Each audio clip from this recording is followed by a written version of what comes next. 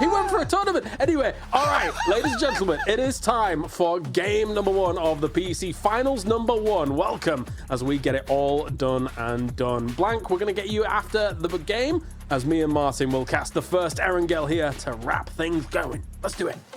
Yeah, let's get this going. And it's going to be south over in Miltown Island here, starting over the Georgia Pole area, James. So a lot of that northeast is not available to go to. You're going to have to get cars to get to Yasnaya. You're going to have to move a long distance here. The so-called cold drops are going to have to come into effect if you want to get into your usual areas here. So let's see if there's some hot drops that's going to have to be resolved here. I don't think so with a plane path like this. There would be some cars being picked and being left out here. So, but yeah, it's going to be an interesting one. The first game to get this kicked off, and it's 15 total to find our Esports World Cup qualifications and the PGC points, of course, to come through.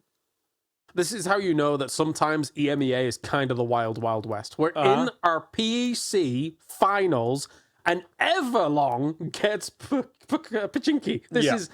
That is kind of wild. Consider if you went to any other region, they'd be like, "Yeah, we're the big dogs. We're going to be able to take the middle spots, no problem." But Everlong, the one going. You'd be thinking Navi gets it, but here the myth of is actually fighting it against Levante. The first death from Vitality here in PEC is going to be Levante, James. I cannot believe it, but that's a contest that you don't want to be losing early on here. Unfortunately, in that North Georgia area, you're going to have a fight in there. That's sad times for him, but TMO gets the first points here, and you hear it from Justice, and he was able to get it without a vest. So, weren't Vitality originally dropping over towards crates, and now they've been pushed away by No Slack? Is that what I'm seeing here? Where were they normally going? Yeah, I mean, in that area, but why is there 3 teams in Georgia Pole? That's my question. Yeah, that's also a bit of a question. And why is No Slack getting crates, South Georgian Hospital uncontested? That's my second question. I don't know. That's a little bit wild. The circle is west, though, so you kind of want to wrap this fight up, James, and get looted and then get sent here, because look at Hive already sending it, getting in some of that high prior positions here. Ascend is also looking good for a home turf circle.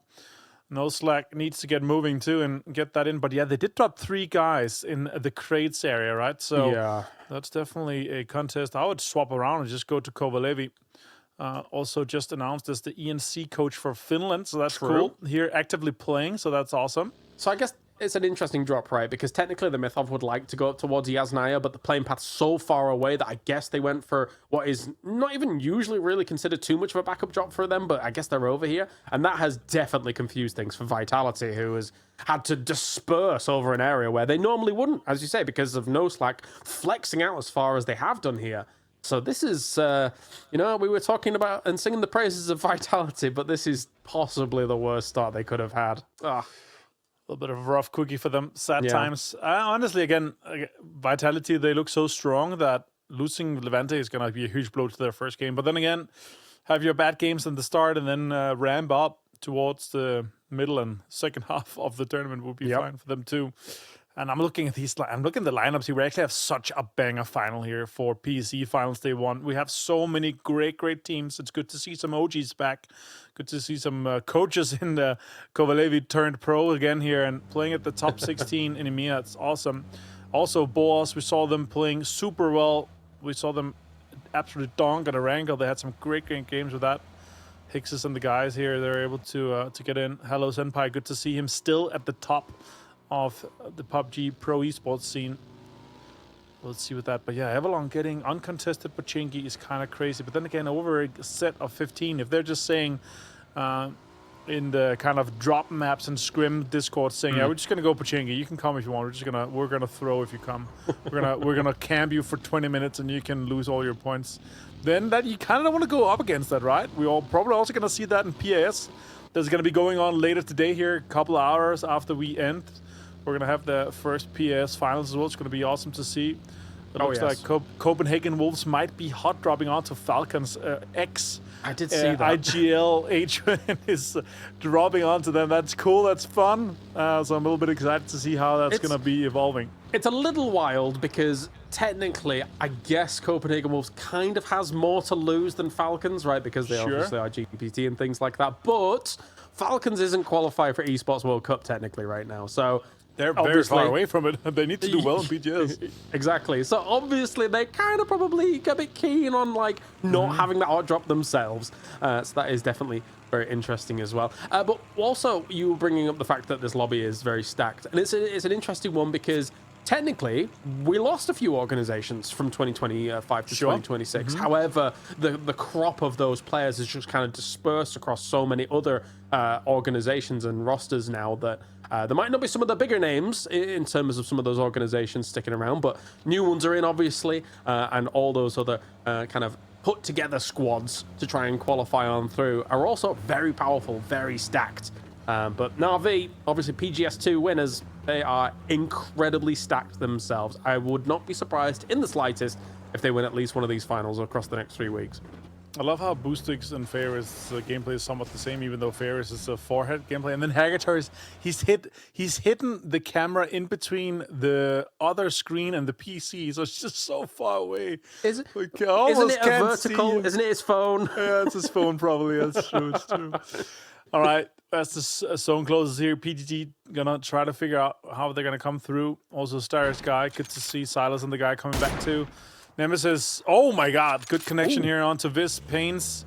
There's some quality content. I'm not sure if they're streaming the finals as well. That's some really good quality content. If you want to see the guys streaming as well, you can check out their PUB. Pains was streaming our playoffs, so they're actually really interesting. Now Soset and Team Nemesis is looking to kind of commit to this fight here on Cubes. Yeah, looking to position themselves up a little bit here. Not technically, just a bit of a checkpoint compound on a circle like this, and it looks like this is going to be dispersing away from the majority of it. Likewise, Chase. Nemesis looking for a bit of a chase here. Yeah, I mean, and Melman's got the M249. I'm not complaining with that, and he does take a few shots there. Don't think he's going to be able to catch up though. Takes the mini out, see if he can get a few shots long range all the way down. I think that they're getting out scot-free. Its races just look so good in this game. Yeah, it's so much fun to watch. But yeah, Melman, our PGC 2022 Dubai winner with Navi. Good to see him competing at the very top, obviously, here with M249. PGG coming into. And this team is a team that you're looking at and think, okay, these guys can fight. And they actually won day 2 with 63 points. 16 more points than S8UL. They won in day 1. So these guys can definitely fight. The question is, can they fight at the very, very top? It is a good question. Here they are, S8UL. The doozy flying on forwards. Admittedly, this is very far away, so a little bit of expending of meds, not too much maybe, as a doozy is going to be taken to the skies to try and give them as much information as possible. I think that they are very aware of the fan base of S8UL, and they will be looking to do them proud for sure, as they are coming out in full force, as previously mentioned. Even Barney. Even Barney Banks himself.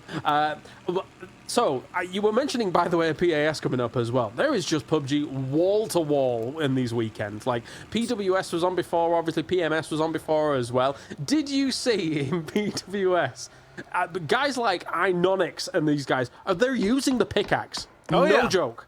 Yes. I saw it's basically a new strat that at least one guy has a pickaxe on the team no matter what. And I think in one of the clips there was 2.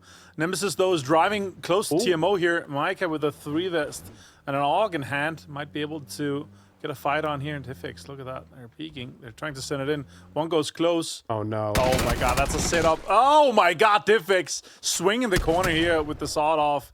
Easy flush for him to get TMO down.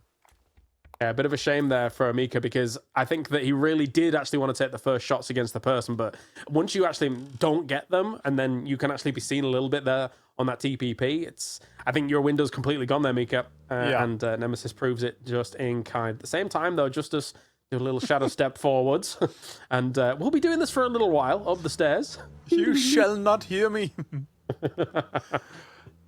Well, yeah, as you said, wall-to-wall PUBG here, and with the pickaxe and play, I played around a little bit myself. It takes some time, but you can do some crazy stuff pre-planning, to be honest. We also saw a doozy with some of the gameplay ideas that he had and wanted to share, is that you can take C4s, you can take mortars, and make playable air for you if you don't have any, and that's actually a kind of 5-head. I like it, the idea of it, and I want to see more of it in play here, but yeah, the pickaxe strat with broadening out where you're going to play is actually kind of cool. So next circle pop here. is a big one, James, and that kind of just goes on the West Coast. Somewhat donut-y, still a little bit of water in play.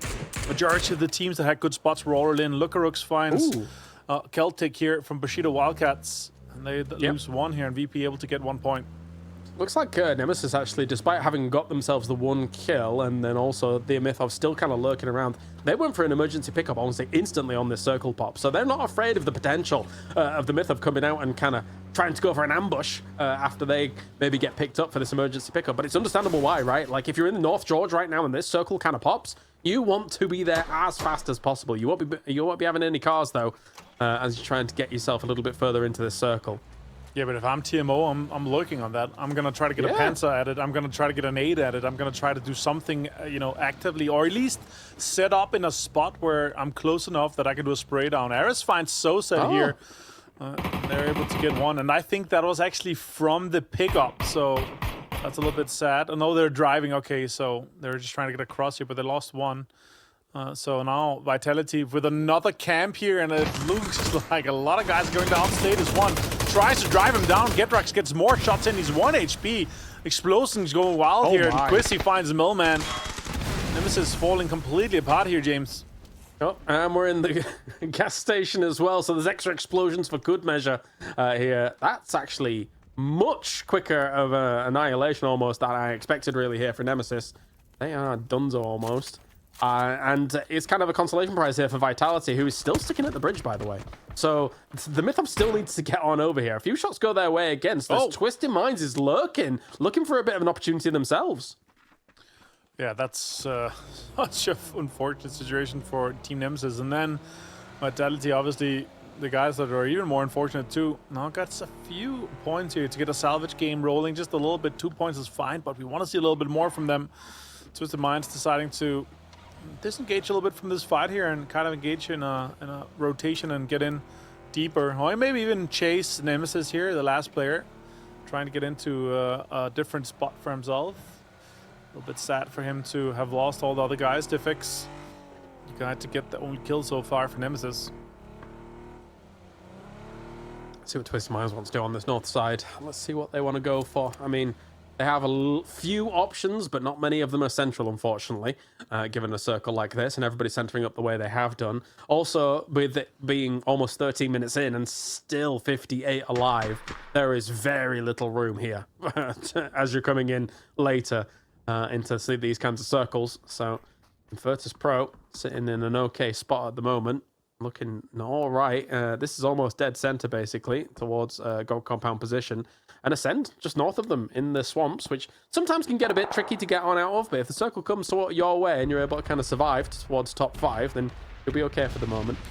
Yeah, if the circle goes south and they kind of can be the only team to get out of the southern side, it's fine. But if you have to go east or west, it's very difficult to get all out for here. But yeah, red zone coming in and the circle's closing here, James. Yeah, it's very congested, as you say. Basically, every single prio position or compound is taken by a split or a solo. We go east already, go away from the water. That should not have been until the next circle. But here, with a lot of fields in play, lots of Gatka fields inside here. Boss is looking really great with a 2-2 split. The question is, do they stay together here, or do they try to get together, or do they stay as a 2-2? Well, They had that big game on, was it day 2? I think it was. Day 3, yeah. When they were able to take exactly the same position here. And Boars, I found out in Chechen, is actually wolf. So I hate that because we know Boars as boars, like the pig. But it's basically you northern guys, you pronounce it like this as well, right? The boss. Or it's a boar. Yeah, we do. Yeah. Both of us, in fact. But yes, we'll see. Mika is now back here. They did get him rezzed up and good to go, but the Mythop is coming in a little bit later up on this north side. They've actually got a compound, and technically Mika can get some loot up here if it's not been completely ransacked by the rest of the teams. They get mini Gatka for free. That's crazy. Or old liquid, or you want to call it. That's kind of that's nutty. Good to see Mika back, though, to be a full form and strong. This is closing in them a little bit. Hopefully he doesn't get knocked and flushed immediately here with no armor and vest. You don't get any of the 30, 40, or 55% reduction that those are offering here. Beamy with a full 3 gear. This is my goat, by the way. I wonder why. Yeah, I mean, No questions to be asked here. My question is, though, why is he running around with a gas can? Is that some explosive ordeal be happening here, or what's the plan behind this? He's looking for some stylish maneuvers, like just throwing it at people and then shooting it to explode it, you know? We've seen it before. We've seen it before. Yeah, I like that when we saw that happening. Now, S8UL coming in here on the southern side of the chopsticks, and they're in this east, but they actually have quite the space ahead of them now that Na'Vi left to Gatka, and that opens up the door for them to either play on the fields later or take some of the compounds that's still in. But now, once we see this next circle here, especially with how congested it is already, we're going to start seeing a lot more people go down. 59 alive, and it's basically only built to camps. Yeah. A lot of teams have been called back. It's only Nemesis that's down to a one-man solo here. It's a slow one to start things off, understandably so, though. For a circle like this, everyone's kind of got their spot, and they are sticking it out. I'm interested to see if Boz does continue the 2-2. You mentioned it before, and they've so far completely stuck to it. I think that once this next circle shift comes in, surely somebody's going to be like, okay, right, we got to get together. Because there's just going to be too many people alive to be able to hold down both of these locations at any given time, unless they are very, very confident about their defensive capabilities. I don't think you should be, though, in a lobby like this. And also on radio, you get shot from everywhere. Like, you lose your car so easily, and if people start encroaching on us differently here. Now, okay, Getrox does get pains. VP's trying to get a hold of things here. It actually looks like we're going into the more western side of things. Okay. It's very, very open. And it's looking like Boris has 2 prior positions. If they leave, someone's going to spot it, and they're going to pre-take it here. It looks like Noslag actually spotted them and pre-drove that to take radio away from Boris. That's huge. And there's a lot of teams also driving through on here as well. This, as well as the Mythov, trying to go and crash into the position of Boz at the moment here. Boz going to try and hold it down. Hellas Empire start things off against He-Man, just as though Gus were trading back with Hicks going for another maneuver against this. Nades forward. Perfect stuff by Boz. I was asking whether or not they have the defensive chops, and yes, they do so far. That is huge, and now there's plenty of boxes to loot out here, plenty of utility to be picked up, but also other teams could encroach on this area here. Now Mogo finds Levante for the flush here, sad for them. PGG comes in around this other side here, and that's the place to take out the pickaxes, to dig deeper to make sure your cars doesn't get hit too much here. It's a good spot around the water tower, a little bit different to what it was years ago when Erangel come in. There's a lot more cover, and very, very playable in this area in general. Subila also found himself a decent spot to play here now. The question is really, do we settle to see the teams coming out from the western side? Because there's a lot of space and a lot of teams got a foot inside now. Meanwhile, we also saw Noslag move into a different position too. They went down into the northern side of the swamp. So Twisted Minds actually took the old spot of that. But Tulins find Vaso here from Starry Skies. Lou finds Nitro, and now it's falling apart for Starry Skies here. Yeah, a little bit more of an attack up on the north side here, as Twisted Minds is going to be moving into attack formation against Starry Sky. They're losing a lot of members, though, at the same time. Vaso's completely gone as well.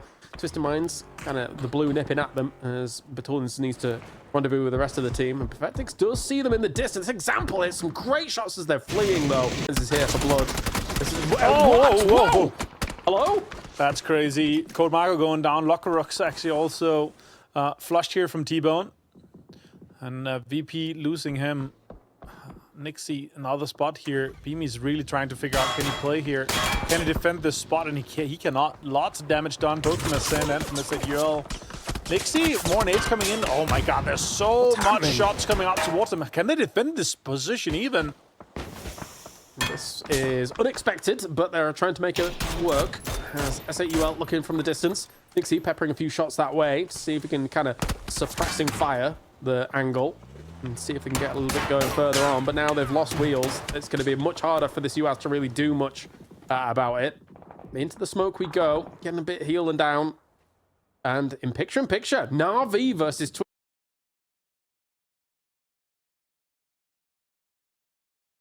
And then that's a confirmation too. Spur finds Example. That's a big knock to take here on the rock. And yeah, Spur being half HP. Oh my god, that could be a great nade. It finds Batulins. It's evening out just a little bit here for him. Perfectix pushes forward. Lou's going for some nades towards his former teammate. And tries to take and save. Oh my god, Batulins gone down too. He's going to go for the rest here, Lou. Who's going to end up on the top of the fight here with effectively a 2 versus 2 until they get the res off, an example?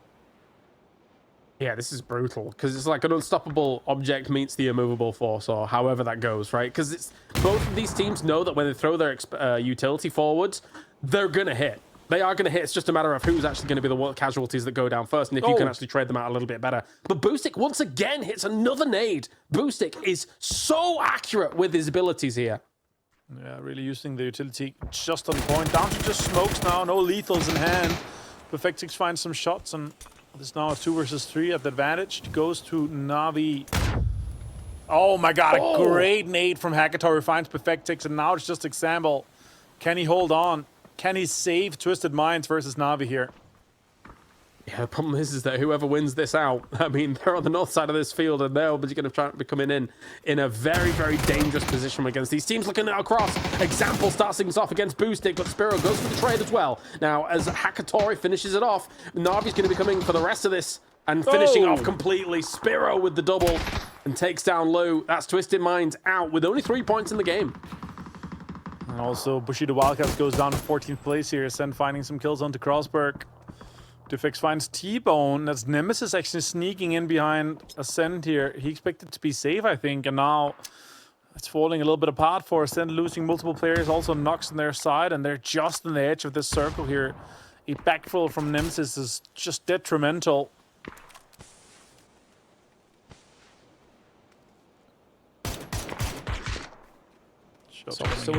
I mean, I don't know. This is still kind of the Virtus Pro trying to hold them out. Nice nade, though, against Phil first to do that. SAUL trying for a few more nades forwards, a few more smokes forwards. They got caught on a very hard edge here to be able to play in, because not only do you have to then go down the hill, you have to go back up it right after with this kind of valley ahead of you. And Virtus Pro is very keen on the idea of shutting this down. Beamy finds Keter. That's not what I like to see. Oh my god, PGG finds Na'Vi, the majority of it. Damn. Rox also finds one. And they tried to get in here. They got held out. The fight was going on for too long. Everyone else was sitting out for an easy hold from the northern side here. Scaff finds Stiffix. That's Nemesis out on 11th place. And now the southern fight is just going to be between VP and SAUL. Not bad at all, not bad at all. Whoever comes out from that south side might be in a okay position to start playing onto the very far south of this circle as well. A lot of the compounds have just been pushed out, though, of this next circle here, Martin, meaning that Everlong, Boars, Vis up alongside the compound as well on the north side of that road, gonna have a bit of a harder time trying to kind of wiggle on through, especially once they get in nade range of PGG, because as long as they've got a little bit of utility left available to them here, PGG should be flying.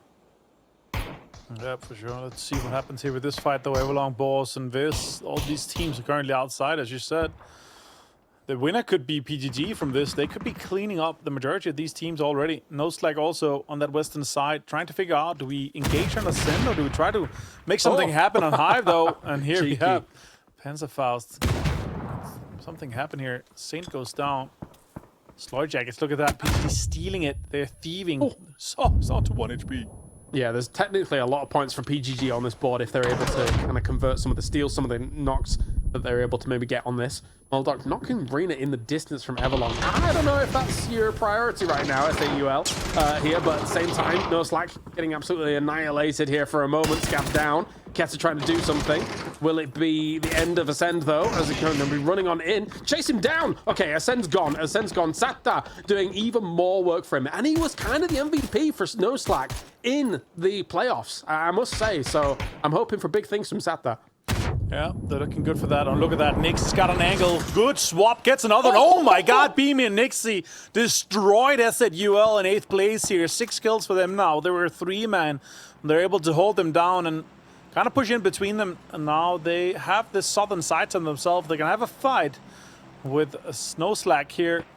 They just survived another fight with Corexi, the M249, about to take his nationality friendliness guys here on. The comrades from Finland, it's action on each other. That's what I want to say. For sure, we're going to see quite a few of these players on the PNC roster, that's for sure. Curex is a guarantee, as you say, and then from there, I don't know, I think we'll be seeing good old Satta there alongside Yeah, yeah. We will see. We will see. As Beamie and Nixie now going to be moving forwards, trying to put some pressure on. 500 damage already done for Nixie at the moment. Flashes forward, seeing if he can get a little bit more of a purchase on this position. Vitality is gone on the other side of this map. Ive's been kind of lingering for a little bit. Nade forward, spray, straight through. IXE is down at the front of that. And oh, he had a nade cooked in his hand. He dropped it. Bit of a disaster. As he tried to push through again. They're getting annihilated on this push. That's one flush as well. Now it's just down to Sata. Can he get an underhand nade out to correct here? That's a great one. Cooked. Nice. 7 HP left. Now he pushes out. He pushes. He goes with a stun in the hand instead of going for a push with the gun. So now VP can survive with 9 kills here. And Hive decided to not third-party this. They were inside the house. They didn't have a timing for it. They're going to go for the fight for PGG and this instead. That's survived so far in the Northern Fields. Well, yeah. Virtus.pro definitely made the case of... Gee, he's hitting everything, isn't he? They made a huge case on the south side, and as I say, I think they're going to be totally fine on the south side of the circle, and everybody else in the north is going to have to fight one another. Unless Hive, of course, continues to commit to this, what is effectively a 2-2 split. Have the 2 at the north can be able to hold out the rest of what's moving. Another hit here from Beamie. This is kind of dirty. They've got so much room, unless Hive wraps around on them on the west, but I don't think it's going to happen anytime soon.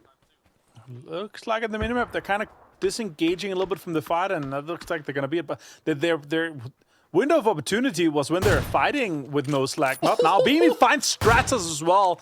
Goes for the flush as well. 89 damage. Just going to bleed out. Nixie goes for the confirm here. Oh my god. The green machine is just doing so much work. It's unfair. Beamie is a bolt action god. And now this going for a send towards the edge here, and now VP is going to have to engage in that. 11 kills for them in the top 5 in the first game. Talk about confidence. It's a smart move as well, because they knew that Hive was eventually going to be trouble trying to make this move on that west side. So they actually wanted to deny from that position, and Beamie just finds an instant opportunity on the spray on their BB.